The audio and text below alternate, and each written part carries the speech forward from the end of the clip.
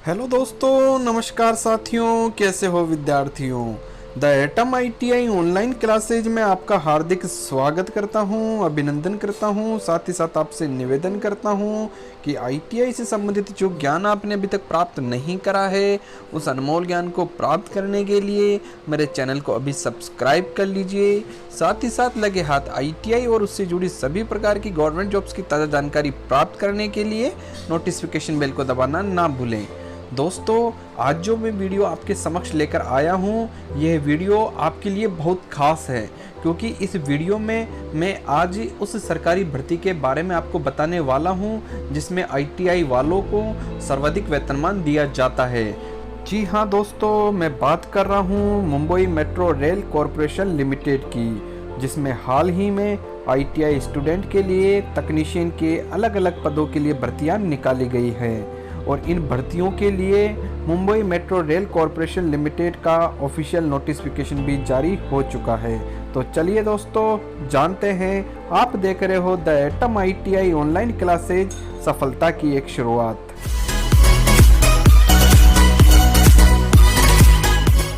तो दोस्तों, ये वो ऑफिशियल नोटिफिकेशन है जो Mumbai metro rail corporation limited के द्वारा निकाला गया है। इस ऑफिशियल नोटिफिकेशन में आईटीआई स्टूडेंट्स के लिए जो भर्तियां निकाली गई है उसके बारे में विवरण दिया गया है।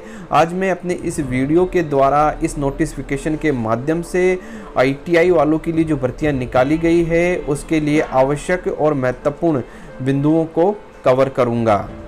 तो चलिए दोस्तों, जान लेते हैं क्या कुछ दिया गया है इस नोटिफिकेशन में। सबसे पहले जानते हैं कि आईटीआई वालों के लिए जो भर्तियां निकाली गई है वो कौन कौन सी पोस्ट के लिए निकाली गई है। तो पोस्ट की यदि बात करूं तो आईटीआई वालों के लिए पोस्ट मिलेगी इसमें टेक्नीशियन 1 की, टेक्नीशियन सिविल 1 की, टेक्नीशियन सिविल 2 की, टेक्नीशियन एसएनटी 1 की, टेक्नीशियन एसएनटी 2 की, टेक्नीशियन ईएनडम 1 की, टेक्नीशियन ईएनडम 2 की और हेल्पर की। इन सभी पोस्ट के लिए कुल भर्तियों की संख्या 107 रहेगी। दिनांक 27/6/2020 से इसके ऑनलाइन फॉर्म भरे जाएंगे और इसकी लास्ट डेट 27/7/2020 रहेगी। तो आइए दोस्तों, जानते हैं अलग अलग पोस्ट वाइज किस कैटेगरी में कितनी सीटें बांटी गई हैं। तो सबसे पहले जानते हैं टेक्नीशियन 1 की पोस्ट के लिए किस कैटेगरी में कितनी सीटें रखी गई है। तो शेड्यूल कास्ट में 10 सीटें हैं, शेड्यूल ट्राइब्ड में 5 सीटें हैं, विमुक्त जाति ए में 2 सीटें हैं, नोमैडिक ट्राइब बी में 2 सीटें हैं, नोमैडिक ट्राइब सी में 2 सीटें हैं, नोमैडिक ट्राइब डी में 1 सीट है, स्पेशली बैकवर्ड क्लासेज के लिए 1 सीट है, अदर बैकवर्ड क्लासेज के लिए 12 सीट है, socially and educationally backward classes के लिए 10 सीट है, इकोनॉमिकली वीकर सेक्शंस के लिए 8 सीट है, जबकि ओपन कैटेगरी के लिए कोई सीट नहीं रखी गई है। टोटल मिलाकर सीट होती है 53 टेक्नीशियन 1 की पोस्ट के लिए। टेक्नीशियन सिविल फर्स्ट के लिए शेड्यूल कास्ट में 1 सीट रखी गई है, शेड्यूल ट्राइब्ड में 1 सीट रखी गई है, विमुक्त जाति ए के लिए 1 सीट रखी गई है और ओबीसी के लिए 2 सीट रखी गई है। एसईबीसी यानी socially and educationally backward classes के लिए 1 सीट रखी गई है। इकोनॉमिकली वीकर सेक्शन के लिए भी 1 सीट रखी गई है, ओपन कैटेगरी के लिए भी 1 सीट रखी गई है। टोटल मिलाकर 8 पोस्ट हैं टेक्नीशियन सिविल 1 के लिए।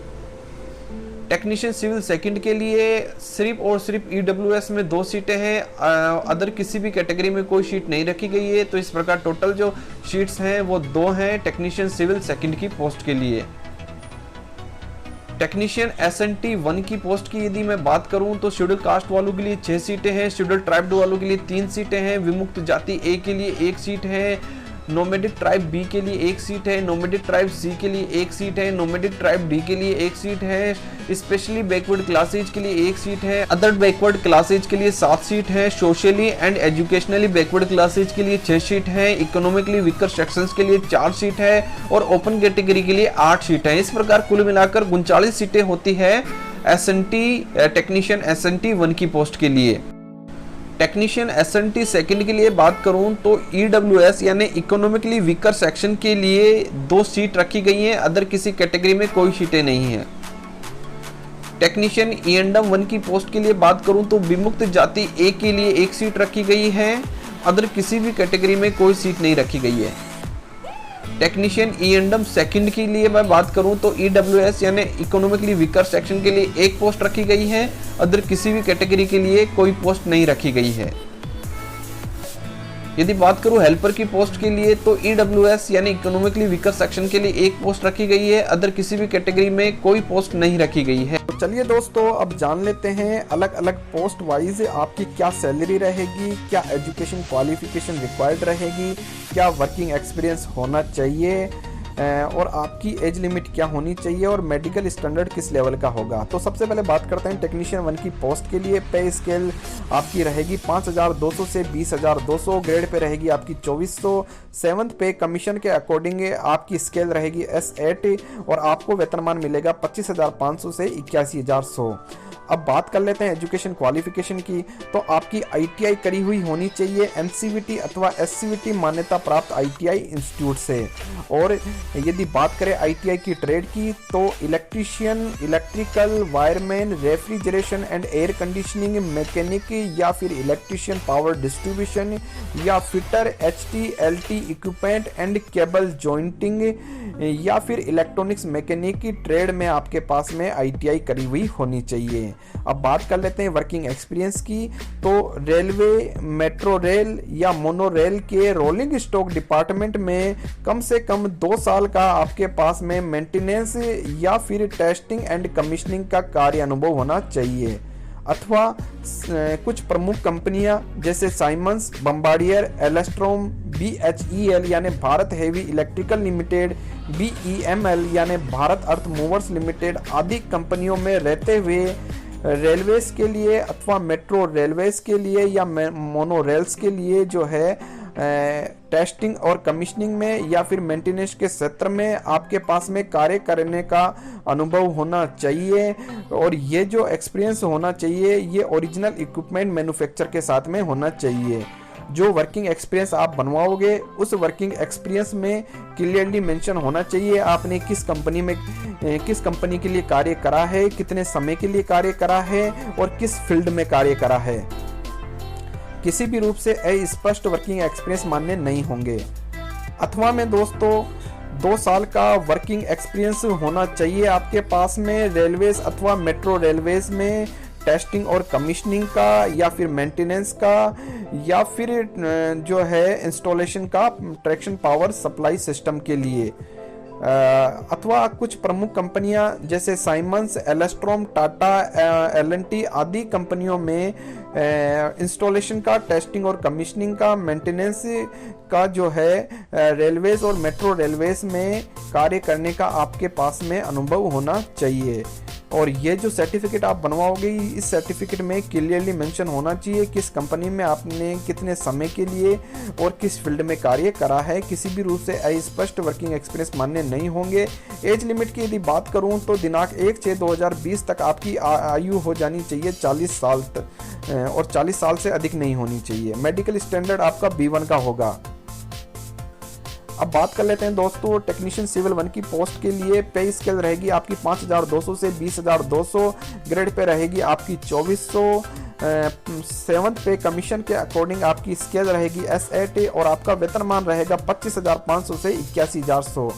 एजुकेशन क्वालिफिकेशन की बात करूं तो ITI करी हुई होनी चाहिए NCVT अथवा SCVT मान्यता प्राप्त इंस्टीट्यूट से। और यदि बात करें ट्रेड की तो ITI करी हुई होनी चाहिए आपकी सिविल इंजीनियरिंग असिस्टेंट में या बिल्डिंग मेंटेनेंस में या कंस्ट्रक्शन एंड वुड वर्किंग में या फिर फिटर में या फिर वेल्डर में या फिर मैकेनिक ग्राइंडर में या मेसन में या प्लम्बर ट्रेड में। अब बात कर लेते हैं वर्किंग एक्सपीरियंस की। तो रेलवेज में, मेट्रो रेलवेज में जो है आपके पास में ट्रैक या ब्रिज या वायाडक्ट या बिल्डिंग के क्षेत्र में कम से कम 2 साल का एक्सपीरियंस आपके पास में होना चाहिए। या फिर कुछ प्रमुख कंपनियों में आपके पास में कंस्ट्रक्शन का, मेंटेनेंस का, ट्रैक मेंटेनेंस का, ब्रिज का, वायाडक्ट का, बिल्डिंग का और स्ट्रक्चर का जो है रेलवेज के लिए या मेट्रो रेलवेज के लिए कार्य करने का अनुभव होना चाहिए, वो भी कंसिडर कर लिया जाएगा।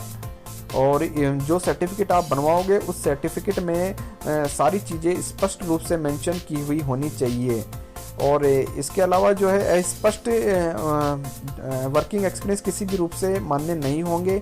एज लिमिट आपकी दिनांक 1/6/2020 तक 40 साल से ज़्यादा नहीं होनी चाहिए। मेडिकल स्टैंडर्ड B1 का होगा। टेक्नीशियन सिविल सेकंड के लिए बात करें तो पे स्केल 5200 से 20200 रहेगी, ग्रेड पे 1900 रहेगी।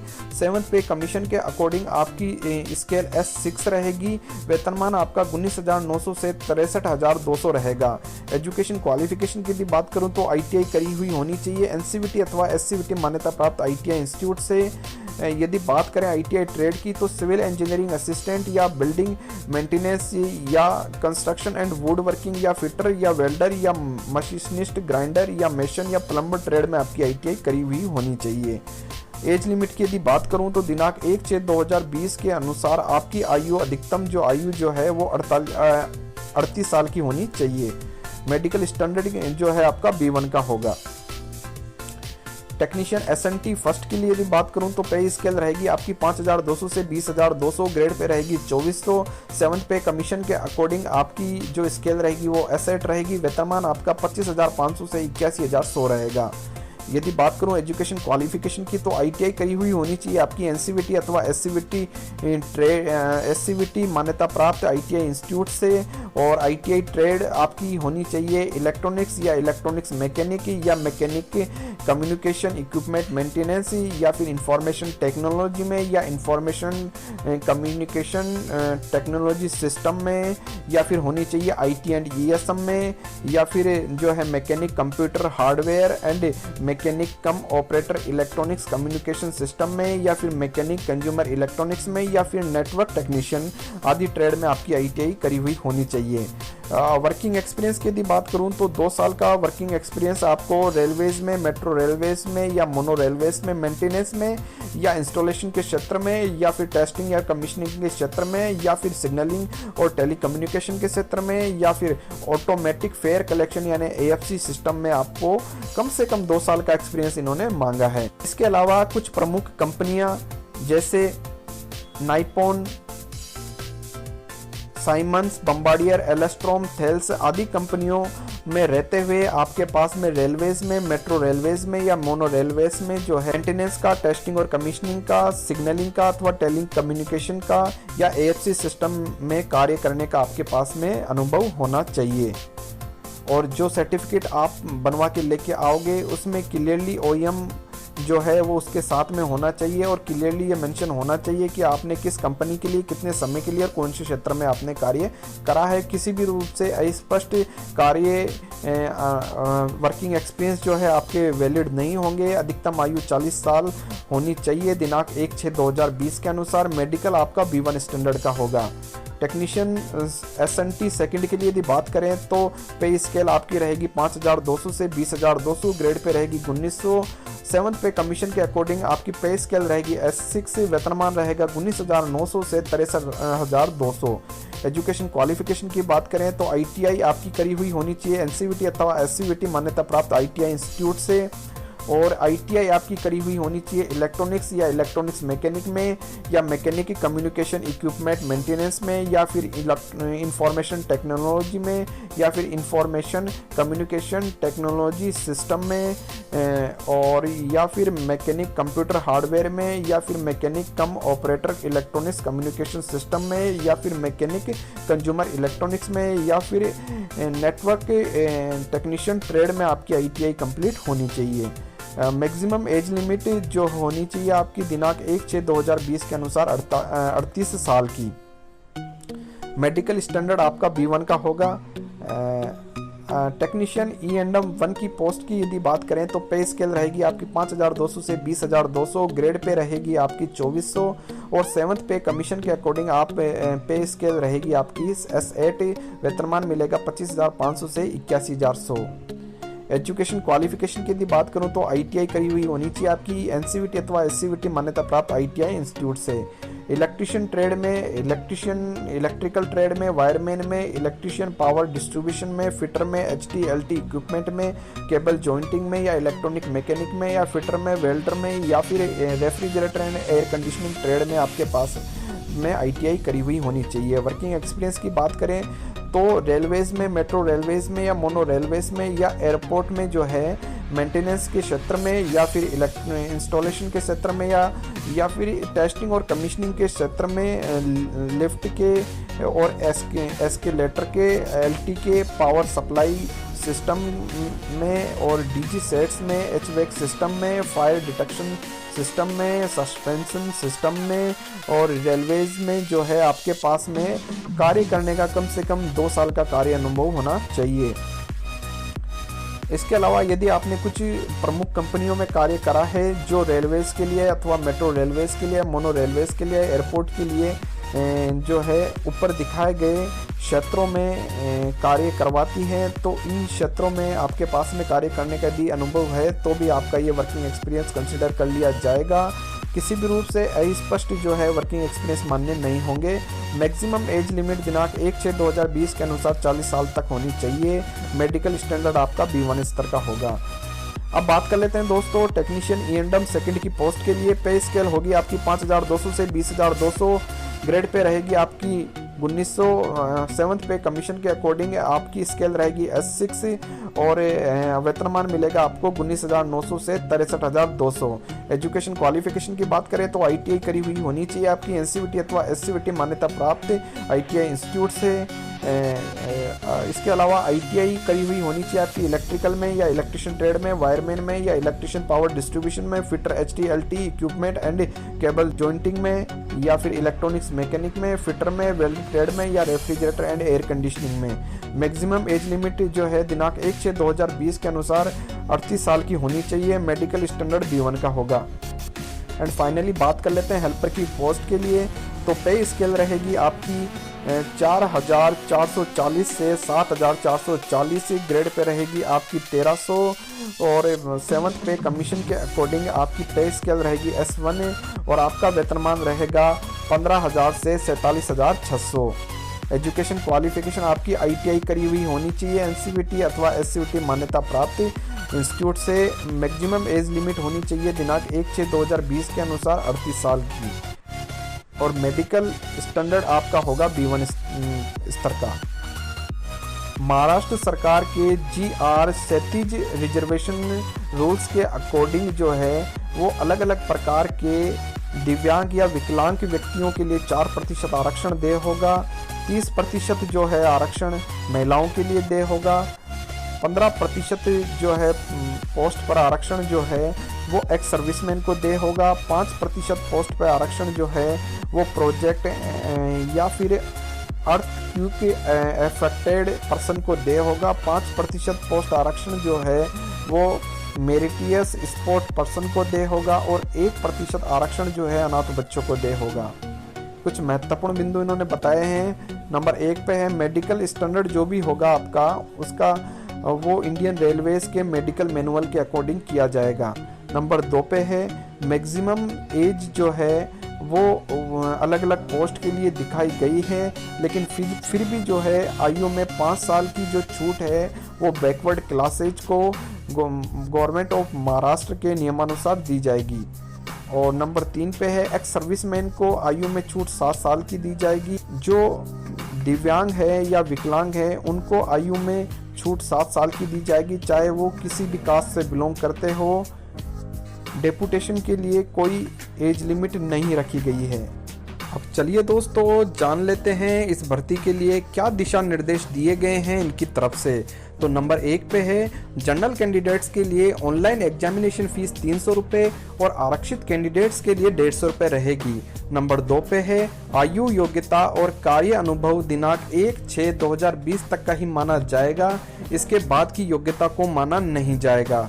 नंबर 3 पे है अलग अलग विकलांग उम्मीदवारों के पास सक्षम सरकार द्वारा जारी किया गया डिसेबिलिटी सर्टिफिकेट जिसमें डिसेबिलिटी का लेवल 40% या उससे अधिक होना चाहिए और यह सर्टिफिकेट संबंधित आरक्षित श्रेणी के सरकारी अस्पताल के चिकित्सा अधिकारी द्वारा बनाया गया हो।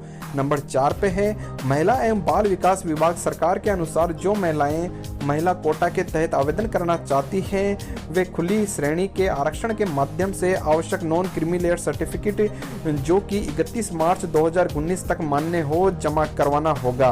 नंबर 5 पे है यदि महिलाएं उम्मीदवार क्षैतिज आरक्षण श्रेणी के तहत नहीं पाई जाती है तो वही पद पुरुष श्रेणी के उम्मीदवारों के द्वारा भरा जाएगा। नंबर 6 पे है, यदि क्षैतिज आरक्षण में कोई भी उम्मीदवार उपलब्ध नहीं होता है तब नीचे दिखाए गए सर्कुलर के अनुसार उसी सामाजिक श्रेणी में उम्मीदवारों को भरा जाएगा। नंबर 7 पे है, उम्मीदवारों को मराठी भाषा का ज्ञान होना चाहिए। इसके लिए उन्हें एसएससी परीक्षा प्रमाण पत्र प्रस्तुत करना होगा या फिर उन्हें महाराष्ट्र सरकार के अनुसार मराठी परीक्षा उत्तीर्ण करनी होगी। नंबर 8 पे है, सरकार के नियम 4A के अनुसार और सरकारी नोटिफिकेशन के अंतर्गत उम्मीदवारों को एक छोटा परिवार के लिए एफिडेविट बनवाकर देना होगा। नंबर 9 पे है, पिछड़ा वर्ग के उम्मीदवारों के पास सक्षम महाराष्ट्र सरकार द्वारा मान्य जाति प्रमाण पत्र होना चाहिए। यदि उनके पास में एक वैध या वैलिड जाति प्रमाण पत्र नहीं है तो उन्हें डेट ऑफ ज्वाइनिंग के 6 महीने के भीतर जाति प्रमाण पत्र प्रस्तुत करना होगा। यदि वे ऐसा नहीं कर पाते हैं तो बिना किसी सूचना के, बिना किसी कम्युनिकेशन के जिस पोस्ट पर उनको ज्वाइनिंग दी गई है वो तत्काल प्रभाव से समाप्त कर दी जाएगी। नंबर 10 पे है, पिछड़ा आरक्षित वर्ग को आरक्षण केवल महाराष्ट्र सरकार के पिछड़े वर्ग के उम्मीदवारों के लिए ही लागू होता है। पिछड़ा आरक्षित श्रेणी और महिला आरक्षण श्रेणी के उम्मीदवारों को बिना किसी कारण बताए महाराष्ट्र राज्य का अधिवास प्रमाण पत्र या मूल निवास प्रमाण पत्र प्रस्तुत करना होगा। नंबर 11 पे है, वे उम्मीदवार जो विमुक्त जाति A, nomadic tribe B, nomadic tribe C, nomadic tribe D, other backward classes, socially and educationally backward classes, specially backward classes, economically weaker section आदि कैटेगरी के अंतर्गत आते हैं, उन्हें 31/3/2019 तक का नॉन क्रीमी लेयर सर्टिफिकेट जमा करवाना होगा। नहीं तो उनका आवेदन उस आरक्षित श्रेणी के तहत मान्य नहीं होगा।